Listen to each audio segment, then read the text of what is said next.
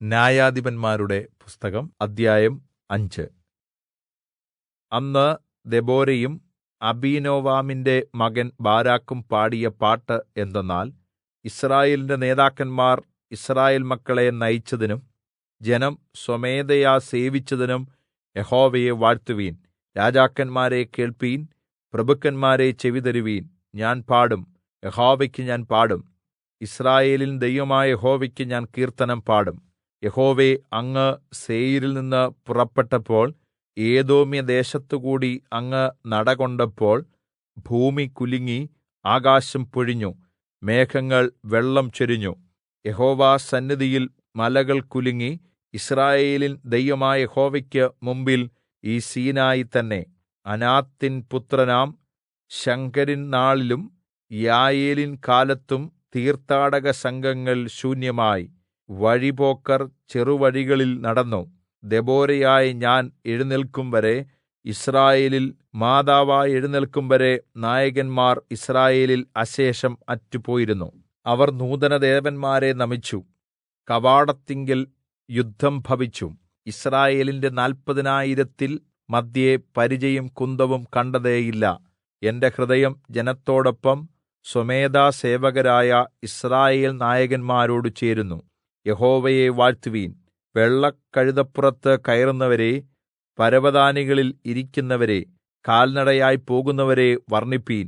വില്ലാളികളുടെ ഞാണൊലികൾക്കകലെ നീർപ്പാതകൾക്കിടയിൽ, അവിടെ അവർ യഹോവയുടെ നീതികളെ വർണ്ണിക്കും. യിസ്രായേലിലെ ഗ്രാമവാസികളിൽ ചെയ്ത നീതികളെ വർണ്ണിക്കും. യഹോവയുടെ ജനം അന്ന് കവാടത്തിങ്കൽ ചെന്നെത്തും. ഉണരുക, ഉണരുക, ദെബോരയെ ഉണരുക, ഉണർന്ന് പാട്ടുപാടുക. അബീനോവാമിൻ പുത്രനാം ബാരാക്കേ, എഴുന്നേൽക്ക, നിന്റെ ബദ്ധന്മാരെ പിടിച്ച് കൊണ്ടുപോക. അന്ന് ബലവാന്മാർക്കെതിരെ കർത്താവിന്റെ ജനവും പടജ്ജനവും ഇറങ്ങിവന്നു. വീരന്മാരുടെ മദ്ധ്യേ യഹോവയും എനിക്കായി ഇറങ്ങിവന്നു. എഫ്രയീമിൽ നിന്ന് അമാലേക്കിൻ വേരുള്ളവരും, ബെന്യാമീനേ, നിന്റെ പിന്നാലെ നിന്റെ ജനസമൂഹത്തിൽ മാഖീരിൽ നിന്ന് അധിപന്മാരും, സെബൂലൂനിൽ നിന്ന് അധികാരദണ്ഡ് ധരിച്ചവരും താഴേക്ക് അണിയായി വന്നു. യിസ്സാഖാർ പ്രഭുക്കന്മാർ ദെബോരയോടുകൂടെ യിസ്സാഖാർ എന്നപോലെ ബാരാക്കിൻ സൈന്യവും താഴ്വരയിൽ അവനോടുകൂടെ ചാടി പുറപ്പെട്ടു. രൂബേന്യഗോത്രത്തിൽ ഘനമേറിയ മനോനിർണ്ണയങ്ങൾ ഉണ്ടായി. ആട്ടിൻകൂട്ടങ്ങൾക്കരികെ കുഴലൂത്ത് കേൾക്കുവാൻ നീ തൊഴുത്തുകൾക്കിടയിൽ പാർക്കുന്നതെന്ത്? രൂബേന്യഗോത്രത്തിൽ ഘനമേറിയ ആശങ്കകൾ ഉണ്ടായി. ഗിലെയാദ് യോർദ്ദാനക്കരെ പാർത്തു. ദാൻ കപ്പലുകൾക്കരികെ താമസിക്കുന്നത് എന്ത്? ആശേർ സമുദ്രതീരത്ത് തുറമുഖങ്ങൾക്കരികെ പാർത്തുകൊണ്ടിരുന്നു. സെബൂലൂൻ പ്രാണനെ ത്യജിച്ച ജനം. നഫ്താലി പോർക്കളമേടുകളിൽ തന്നെ. രാജാക്കന്മാർ വന്ന് യുദ്ധം ചെയ്തു. തനാക്കിൽ വെച്ച് മെഗിദ്ദോ വെള്ളത്തിനരികെ കനാന്യ രാജാക്കന്മാർ അന്ന് പൊരുതി. വെള്ളി അവർക്ക് കൊള്ളയായില്ല.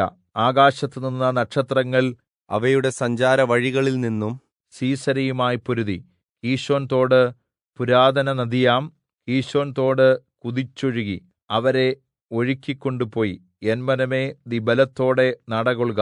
അന്ന് കുതിരകൾ പാഞ്ഞു, കുതിച്ചു പാഞ്ഞു. കുതിരക്കുളമ്പുകൾ ഇടിമുഴക്കം പോലെ മുഴങ്ങി.